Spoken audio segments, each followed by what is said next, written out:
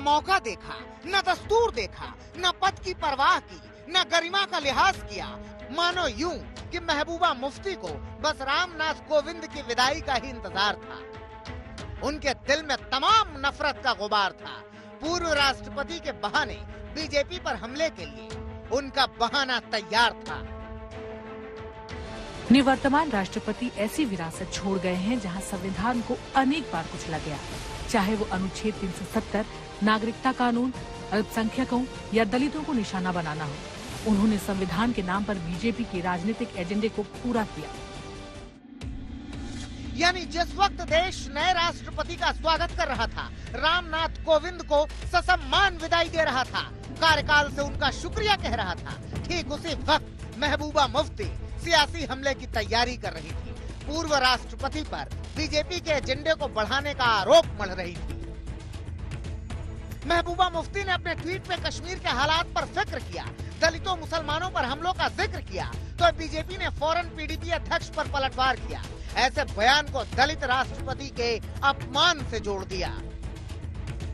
देखिए, महबूबा मुफ्ती जो हैं वो इतनी हद तक नीचे चली जाएंगी या कभी हमने सोचा नहीं था। राष्ट्रपति के पद पर जो व्यक्ति 5 साल रहा हो, जो महानुभाव एक दलित समाज से आते हैं और वहां से उठ के जो है राष्ट्रपति बने, ये भारत राष्ट्र का और भारत राष्ट्र का लोकतंत्र की एक बहुत बड़ा वो सिंबल बने। महबूबा मुफ्ती के हमले के बाद उनकी पार्टी अपनी दलील दे रही है। महबूबा के ट्वीट को जम्मू कश्मीर के मुद्दे से जोड़ रही है। वहीं कांग्रेस खुलकर तो कुछ नहीं कह रही है, लेकिन रामनाथ कोविंद के कार्यकाल की सही समीक्षा के लिए इतिहास की दुहाई दे रही है।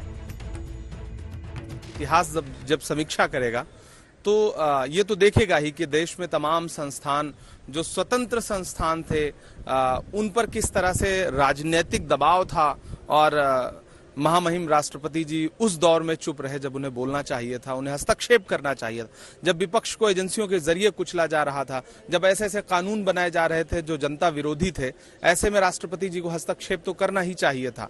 लेकिन ठीक है, जो बीत गई सो बात गई, उन्हें तमाम शुभकामनाएं। भले इस बार केंद्र पर हमले के लिए महबूबा मुफ्ती ने रामनाथ कोविंद के नाम का सहारा लिया, लेकिन बीजेपी पर मुफ्ती के हमलों का दौर बदस्तूर जारी है। यही वजह है कि आजादी के अमृत महोत्सव में तिरंगा लगाए जाने पर भी वो सवाल उठा रही हैं। हर घर तिरंगा अभियान को बीजेपी का एजेंडा बता रही हैं। वहीं बीजेपी तिरंगे पर सवाल को लेकर महबूबा मुफ्ती पर वार कर रही है। ऐसे बयानों को लेकर जम्मू कश्मीर की पूर्व सीएम पर सवाल कर रही है। महबूबा जी बासी दाल में, बासी कड़ी में उबाल लाना चाहते हैं।